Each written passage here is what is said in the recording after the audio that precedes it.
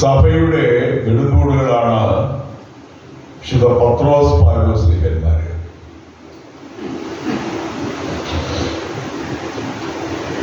രണ്ടുപേരും റോമിൽ വെച്ചാണ് രക്തസാക്ഷികളാകുന്നത്. അതുകൊണ്ട് രണ്ടുപേരുടെയും തിരുനാള് ഒന്നിച്ച് ആഘോഷിക്കുന്ന പാരമ്പര്യമാണ് സഭയുള്ളത്. പത്രോസ് സഭയുടെ പാറയാണെങ്കിൽ അതിന്റെ പടവാള് പൗലോസ് ശ്ലീഹ. വിശ്വാസത്തിന്റെ ഉറപ്പും വചനത്തിന്റെ വാളും. ശക്തമായ ലേഖനങ്ങളുടെ സഭയെ പടുത്തുയർത്താനായിട്ട് ദൈവശാസ്ത്രപരമായിട്ടുള്ള സഭയുടെ പഠനങ്ങൾക്ക് അടിത്തറവാകിയത് വിശുദ്ധ പൗലോസ് ശ്ലീഹയാണ്.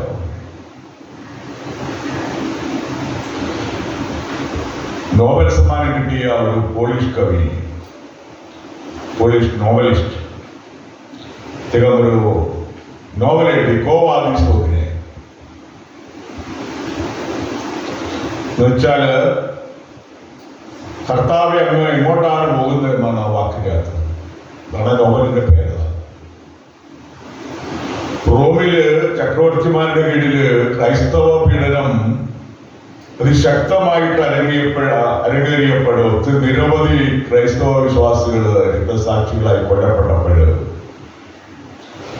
അപ്പോൾ പത്രോസ് സഭയ്ക്ക് നേതൃത്വം നൽകാൻ വേണ്ടിയിട്ട് ഒടുവിൽ പോകാനായിട്ട് തീരുമാനമെടുത്ത് റോമൻ നഗരത്തിൽ നിന്നും പുറത്തേക്ക് പോകുന്ന അവസരമാണെന്നാണ് കവി പറയുക, ഈ നോവലിസ്റ്റ് പറയുക. അപ്പോൾ യേശു ഒരു ദർശനം ഉണ്ടായി പത്രോസിന്.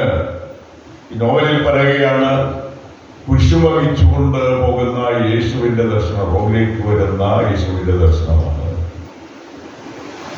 അപ്പോൾ പത്രോസ് ചോദിച്ചു, കോവാദിസ്തോവിനെ, കർത്താവേ നീ എങ്ങോട്ടാ പോകുന്നത്? പത്രോസ് കർത്താവിനോട് ചോദിക്കുകയാണ്, നീ എങ്ങോട്ടാണ് പോകുന്നത്? അതിന് മറുപടിയായിട്ട് യേശു പറഞ്ഞു, നിനക്ക് വേണ്ടി ഒരിക്കൽ കൂടി കുരിശിൽ മരിക്കാൻ. അപ്പോൾ ഇതാണ് ആ നോവലിന്റെ ഇതിവൃത്തം.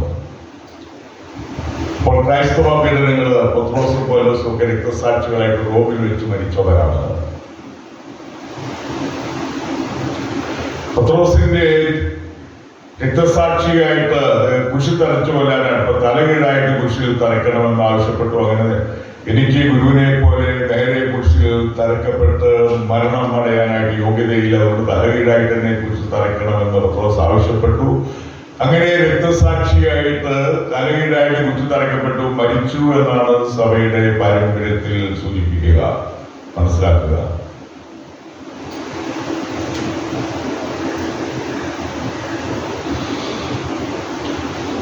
ഇനി വിശുദ്ധ പൗലോസിന്റെ കാര്യം, പൗലോസ് തീഷ്ണമതിയായിരുന്നു. ചില ആളുകൾക്ക് ഒത്തിരി തീഷ്ണതയുണ്ട്, എന്ത് ചെയ്താലും തീഷ്ണതയോടെ ചെയ്യുന്ന ആളുകൾ. അപ്പോൾ തീഷ്ണമതിയായിരുന്ന സാവുള്, നേരത്തെ പേര് സാവുളെന്നായിരുന്നു. അപ്പോൾ യഹൂദ മതത്തിൽ പാണ്ഡിത്യം ഉണ്ടായിരുന്ന സാവുള്, ആ സാവുളിന് യഹൂദമത വിശ്വാസത്തിൽ നിന്നും വ്യതിരിക്തമായിട്ടുള്ള ക്രൈസ്തവ വിശ്വാസികളെയോ വിശ്വാസത്തെയോ അംഗീകരിക്കാൻ കഴിയുമായിരുന്നില്ല. അതുകൊണ്ട് ക്രൈസ്തവരെ പീഡിപ്പിക്കാൻ വേണ്ടിയിട്ട് ഡമാസ്കസിലേക്ക് പോവുകയാണ്. അന്നുണ്ടായിരുന്ന യഹൂദ പുരോഹിത മേധാവിത്വത്തിൽ നിന്ന് അനുവാദങ്ങളൊക്കെ വാങ്ങി അവിടുത്തെ സഭയിലുള്ള യഹൂദരെ ക്രൈസ്തവരായി തീർന്നവരെ ഡമാസ്കസിൽ അവരെ അറസ്റ്റ് ചെയ്യാൻ വേണ്ടിയിട്ടും പീഡിപ്പിക്കാൻ വേണ്ടിയിട്ടും പോയ വഴിക്കാണ് ദർശനമുണ്ടായത്. ദൂരപ്പുറത്ത യാത്ര. അപ്പോൾ ഒരു അശരീരി വാക്യം കേൾക്കുക, സാവൂൾ സാവൂൾ നീ എന്തിനെ പീഡിപ്പിക്കുന്നത്? അതാണ്, നീ എന്തിനാ എന്നെ പീഡിപ്പിക്കുന്നത്? ഇത് മാത്രമല്ല, സാവൂൾ ദൂരപ്പുറത്തുനിന്ന് താഴെ പോയി ദർശനമുണ്ടായിരുന്നു. കാഴ്ചശക്തി നഷ്ടപ്പെട്ടു. അപ്പോൾ സാവൂൾ ചോദിക്കുക, ആരാണ്? അപ്പോൾ നീ പീഡിപ്പിക്കുന്ന നസ്രായനായ യേശുവാണ് ഞാൻ. അപ്പോൾ തന്റെ അടുത്തോടുകൂടി പോയ സാവൂളിന്, സഭയെ പീഡിപ്പിക്കാൻ വേണ്ടി പോയ സാവൂളിന് കാഴ്ചശക്തി നഷ്ടപ്പെട്ടു. ഒരാൾ കയ്യിൽ പിടിക്കേണ്ടി വന്നു. ഇങ്ങനെ കൊണ്ടുപോയി ഡമാസ്കസില് പട്ടണത്തിലെ കോട്ടകളുണ്ട്. അങ്ങനെ പട്ടണത്തിൽ ചെന്നു. പിന്നീട് അദ്ദേഹത്തിന് മാനസാന്തരം ഉണ്ടാകുകയാണ്. അതിന്റെ തുടർച്ചയായിട്ട് അദ്ദേഹം മാമോദീസ സ്വീകരിച്ചു, വിശ്വാസത്തെപ്പറ്റി പഠനം നടത്തി. അദ്ദേഹം ഒരു തീഷ്ണതയുള്ള വിശ്വാസിയായി തീർന്നു. പല തരത്തിലുള്ള വിശ്വാസികളുണ്ട്, തീഷ്ണതയുള്ളവരും ഇല്ലാത്തവരും ഉണ്ട്. അദ്ദേഹം തീഷ്ണതയുള്ള ഒരു ക്രൈസ്തവനായി തീരുകയാണ്.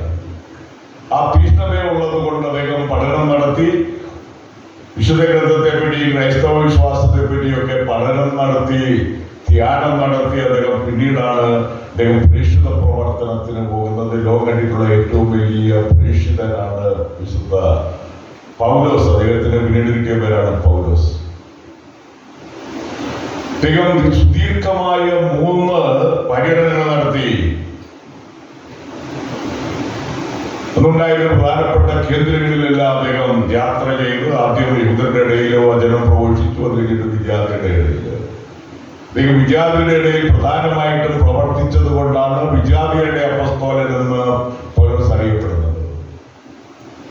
പൗലോസിന്റെ കൂട്ടായിട്ട് ബർണബാസ് ഉണ്ടായിരുന്നു, മർക്കോസ് ഉണ്ടായിരുന്നു. ഇങ്ങനെ 2 പേര് ഒന്നിച്ചാണ് വചന പ്രഘോഷണത്തിനായിട്ട് പോയത്. ഒരു സ്ഥലത്ത് വചന പ്രഘോഷണത്തിന് ചെന്നപ്പോഴ് കപ്പൽ അപകടത്തിൽപ്പെട്ടു. കപ്പലിൽ യാത്ര ചെയ്തപ്പോൾ അപകടത്തിൽപ്പെട്ടു. അപ്പൊ അത് അവസാനമാണ്, റോമിലേക്ക് പോകുന്ന അവസരത്തിലാണ്. അപ്പോൾ അതിലൊത്തിരി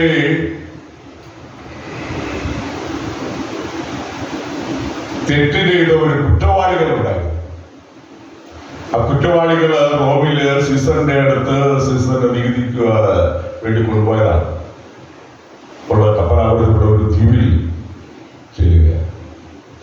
അപ്പോൾ ദ്വീപവാസികൾ ഇവരെ കൃത്യമായിട്ട് സ്വീകരിച്ചു. ഒരു തണുപ്പുള്ള ദിവസമായിരുന്നതിനാൽ തീയെല്ലാം കൂട്ടി തീ കാഞ്ഞുകൊണ്ടിരിക്കുന്ന അവസരത്തില് സാവൂളിന്റെ കയ്യിൽ ഒരു പാമ്പ് കഴിച്ചു. അപ്പോൾ അവർ വിചാരിച്ചു മഹാപാപിയായിരിക്കല്ലേ, പാമ്പ് അത് ഉഗ്ര വിഷമുള്ളതാണ്, കുത്തിക്കഴിഞ്ഞാല് സാവൂൾ മരിച്ചു വീഴും. പക്ഷെ സാവൂളൊരു കൈയൊന്ന് ഉടഞ്ഞു, പാമ്പങ്ങ് പോയി, സാവൂളൊന്നും സംഭവിച്ചില്ല. അപ്പോൾ പറഞ്ഞു അത്ഭുത സിദ്ധിയുള്ള ഒരാളാണ്, ദേവനെ പോലെയുള്ള ആളാണ് സാവൂളെന്നൊക്കെ അവര് പറയുകയുണ്ടായി. കാരണം സാധാരണ ആളുകൾ ഈ പാമ്പ് കയ്യിൽ കയറിയാലോ വൃത്തി എങ്ങനെ മരിച്ചു പോവുകയാ ചെയ്യുന്നതൊന്നും സംഭവിച്ചില്ല. സാവൂളിനെ ദൈവശക്തിയുള്ള, ദൈവികമായ കൃപയുള്ള ഒരു വ്യക്തിയായിട്ട് സ്വീകരിക്കുകയാണ്, കാണുകയാണ്.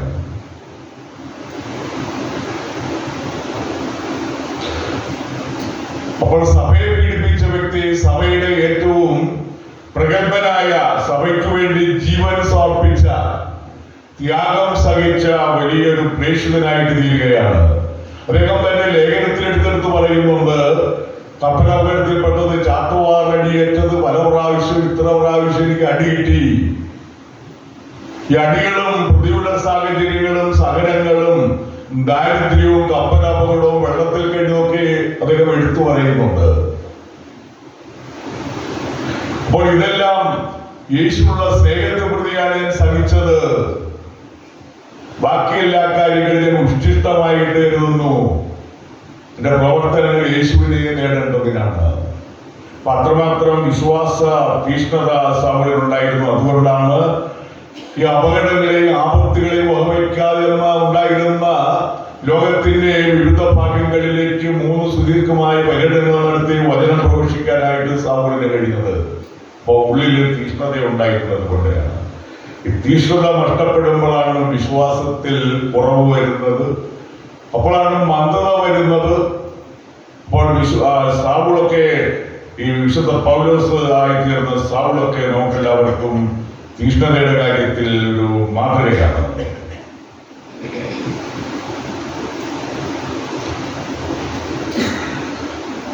പത്രോസ് ഞാൻ ആരെന്നാണ് പറയുന്നതെന്ന് ചോദിച്ചപ്പോഴ് മറ്റുള്ള ആളുകൾ എന്താ പറയുന്നത്, അപ്പോൾ നീ പ്രവാചകരാണ്, ഏലിയായാണ്, പ്രവാചകരാണെന്നൊക്കെ പറഞ്ഞു. എന്നാൽ നിങ്ങൾ എന്താണ് അതിനെപ്പറ്റി പറയുന്നത്? അപ്പോൾ നീ ജീവനുള്ള ദൈവത്തിന്റെ പുത്രനായ മിശിഹായാണ്. അപ്പൊ ആ ഉത്തരം അപ്പോസ്തലന്മാർക്ക് വേണ്ടി നൽകിയത് വിശുദ്ധ പത്രോസാണ്. പിന്നെ പത്രോസ് 3 പ്രാവശ്യം കോഴി കൂകുന്നതിന് മുമ്പ് യേശുവിനെ ഇടാൻ പോലും നിങ്ങളുടെ ആരംഭഘട്ടത്തില് അദ്ദേഹം ഞാൻ അവനെ അറിയില്ല എന്ന് പറയുന്നു. ഞാൻ അവനെ അറിയില്ല അറിയില്ല അറിയില്ല എന്ന് പറയുന്നുണ്ട്. അതുകൊണ്ട് പത്രോസിനോട് ചോദിക്കുന്ന ഒരു ചോദ്യമുണ്ട്. നീ എന്നെ സ്നേഹിക്കുന്നു എന്നുള്ള ചോദ്യമാണ്. നീ എന്നെ സ്നേഹിക്കുന്നുവോ? അപ്പോൾ പത്രോസ് പറഞ്ഞു, ഞാൻ നിന്നെ സ്നേഹിക്കുന്നു. 2ാം പ്രാവശ്യം അല്ലെങ്കിൽ 3ാം പ്രാവശ്യം ചോദിച്ചപ്പോൾ പത്രോസിന് ദുഃഖമുണ്ടായി. ഞാൻ നിന്നെ സ്നേഹിക്കുന്നവർക്ക് അറിയാമല്ലോ എന്ന് ഉത്തരം പറയുകയാണ് പത്രോസ്. ഇപ്പോൾ പത്രോസ് പറയുകയാണ്, ഫീഡ് മൈ ഷീപ്പ്, എന്റെ ആടുകളെ മേയിക്കുക. ഇങ്ങനെ പ്രധാനപ്പെട്ട അജപാലകനായിട്ട് യേശു പത്രോസിനെ തെരഞ്ഞെടുക്കുകയാണ്. അപ്പൊ അപ്പോസ്തലന്മാർക്ക് അവർക്ക് നേതൃത്വം വഹിക്കാൻ പത്രോസിന് ഈ പാറയാകുന്ന ഈ പാറവേലന്റെ സഭയിൽ ഞാൻ പഠിക്കുന്നു. മകരകവാടങ്ങൾ അതിനെതിരെ പ്രബലപ്പെടുകയില്ല. സ്വർഗരാജ്യത്തിന്റെ താക്കോലുകൾ നിനക്ക് ഞാൻ തരും. നീ ഭൂമിയിൽ കെട്ടുന്നതെല്ലാം സ്വർഗത്തിലും കെട്ടപ്പെട്ടിരിക്കുന്നു, നീ ഭൂമിയിൽ അഴിക്കുന്നതെല്ലാം സ്വർഗത്തിലും അഴിക്കപ്പെട്ടിരിക്കുന്നു എന്ന് പറഞ്ഞുകൊണ്ട് സഭയ്ക്ക് ആത്മവചനാധികാരം പത്രോസ് വഴിയായിട്ട് നൽകുകയാണ്. ഈ പൗലോസ്ലീഹ സഹനങ്ങളെ പറ്റി പറയുന്ന വചനമുണ്ട്. കർത്താവിന്റെ സഹനങ്ങളിൽ കുറവുള്ളത് സഭയാകുന്ന അവിടുത്തെ ശരീരത്തെ പ്രതി ഞാൻ സഹിക്കുന്നു. അപ്പോൾ നമ്മളെ ജീവിതത്തിലെ സഹനങ്ങളെ എന്നൊക്കെ എങ്ങനെ കാണണമെന്ന് പൗലോസ്ലീഹ അനുസ്മരിക്കുക. ഇഷ്ടപ്പെട്ടാലും ഇഷ്ടപ്പെട്ടില്ലെങ്കിലും സഹനങ്ങൾ ജീവിതത്തിന്റെ അവിഭാജ്യ ഘടകമാണ്. ഒരു കാലഘട്ടത്തിൽ അല്ലെങ്കിൽ വേറൊരു കാലഘട്ടത്തിൽ സഹനങ്ങളിലൂടെ മനുഷ്യൻ കടന്നു പോകേണ്ടി വരും. നിരവധിയായ സഹനങ്ങള്, രോഗങ്ങള്, പ്രിയപ്പെട്ടവരുടെ മരണം, സാമ്പത്തിക ഞെരുക്കങ്ങള്, സ്നേഹരാഹിത്യം, കൃതജ്ഞതയ്ക്ക് പകരം കൃതജ്ഞത, ഇങ്ങനെ നിരവധി പ്രശ്നങ്ങളുമായിട്ട് മല്ലിട്ടുകൊണ്ടാണ് മനുഷ്യൻ ജീവിക്കേണ്ടത്. അപ്പോൾ ഈ സഹനങ്ങളൊക്കെ യേശുവിന്റെ സഹനത്തോട് ചേർത്ത് കാണുമ്പോൾ സഹനം ദുർഭഗമായിട്ട് തോന്നുകയില്ല. ഈ സ്നേഹം പ്രധാനപ്പെട്ടതാണ്. നമ്മുടെ തിരുകുടുംബത്തിന്റെ ഈ അനുഭവം ഒന്നിച്ചു വെച്ചു ഒരു മാതൃകയാണ്. തിരുക്കുടുംബത്തിലെ അവസരപിതാവ് മാതാവ് ഉദ്ദേശിക്കുന്നത്. അപ്പോൾ ഈ മാതൃകയിലാണ് ഓരോ കുടുംബവും പോകേണ്ടത്.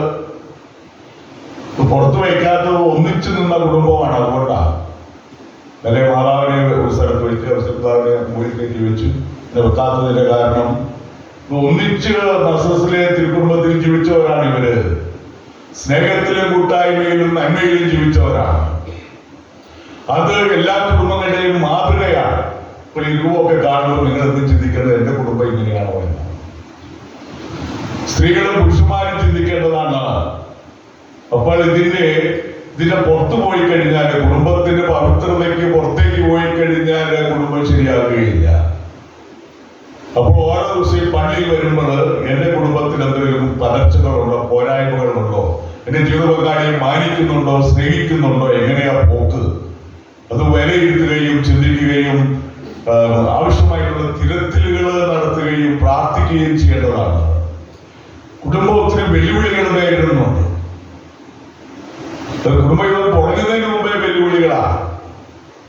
കഴിഞ്ഞ ദിവസം നമ്മള് പലരും മാധ്യമങ്ങളുടെ വായിച്ച് മനസ്സിലാക്കിയത് ഒരു കല്യാണമോ എത്ര കുടുംബമായിരിക്കും. ചെറുക്കൻ 15 കോടിക്ക് കോളെല്ലാം ബുക്ക് ചെയ്തു. വരനാകാനുള്ളവൻ 15 കോടി ഭയങ്കര പണക്കാരനാണ്. ചെറുക്കൻ 5 കോടി. അപ്പോൾ വധുവാകാനായിട്ടുള്ള സ്ത്രീ അവർക്കൊരു കാമുകനുണ്ട്. അപ്പോൾ ഇത് വേണ്ടെന്ന് വെച്ച് കഴിഞ്ഞാൽ നാട്ടുകാരെല്ലാം അറിയും. ക്ഷീണം, മോശം, അവനെ ഞാൻ തട്ടിയേക്കാമെന്ന് വിചാരിച്ചു.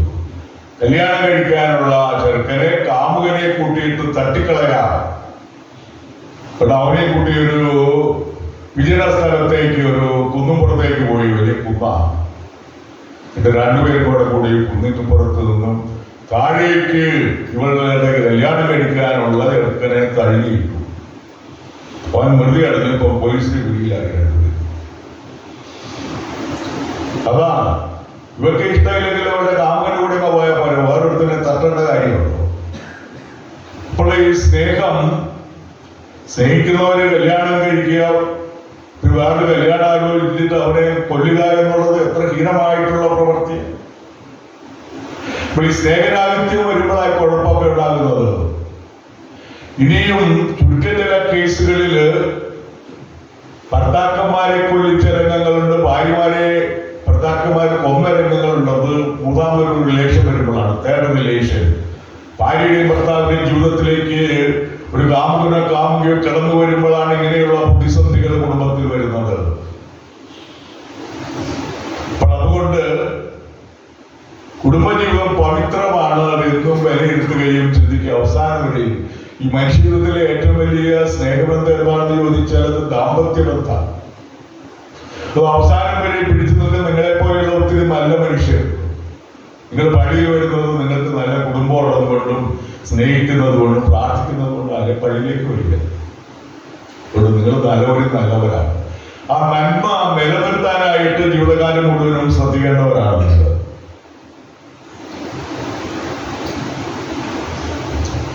ഇന്നത്തെ കാര്യം പറഞ്ഞു കഴിഞ്ഞാൽ നമ്മുടെ സമൂഹത്തില് പല വീടുകളിലും ഈ ദമ്പതിമാർ മാത്രമേ ഉള്ളൂ. ആദ്യം മക്കളെന്ന് പോയി കഴിയുമ്പോൾ ഒരാൾ അമേരിക്കയിൽ, ഒരാൾ ലണ്ടനിലാണ്, ഒരാൾ ഓസ്ട്രേലിയയിലെന്നൊക്കെ പറയാൻ നല്ല സുഖമാണ്. പക്ഷെ വാർദ്ധക്യത്തിൽ എത്തിക്കഴിയുമ്പോൾ ആരും നോക്കാനില്ലാതെ വരുമ്പോൾ, ഒരാൾ കിടപ്പിലായി കഴിയുമ്പോഴാണ് പ്രതിസന്ധി വരുന്നത്. ഏതായാലും രണ്ടുപേരും കൂടെ ഒന്നിച്ച് മരിക്കുകയില്ല, ഒരാൾ ആദ്യം മരിക്കും. ഒന്നിച്ച് മരിച്ചവർ ചുരുക്കം ചില കേസൊക്കെയുണ്ട്, സ്വാഭാവിക മരണം. ഏതായാലും അവസാനം വരെ ഉള്ളത് ജീവിത പങ്കാളിയാണ്. അത് മനസ്സിലാക്കിക്കൊണ്ട് ആ കൂട്ടായ്മ എന്നും സ്നേഹത്തോടെ നിലനിർത്താനായിട്ട് ദമ്പതികൾ തയ്യാറാകേണ്ടതാണ്. എനിക്ക് ദൈവം ജീവിത പങ്കാളിയായിട്ട് ഏൽപ്പിച്ചു തന്ന വ്യക്തിയാണെന്നുള്ള ചിന്ത, പലരും ആ ചിന്തയൊന്നും പുലർത്താതെ കല്യാണം കഴിഞ്ഞ് 1 or 2 ഒക്കെ ആകുമ്പോഴത്തേന് തല്ലിപ്പിരിയാനും ഡൈവോഴ്സ് നടത്താനും അതിന് കാരണങ്ങൾ കാണാനും അങ്ങനെയൊക്കെയുള്ള ഒരു പ്രവണത നമ്മുടെ സമൂഹത്തില് വർദ്ധിച്ചു വരികയാണ്.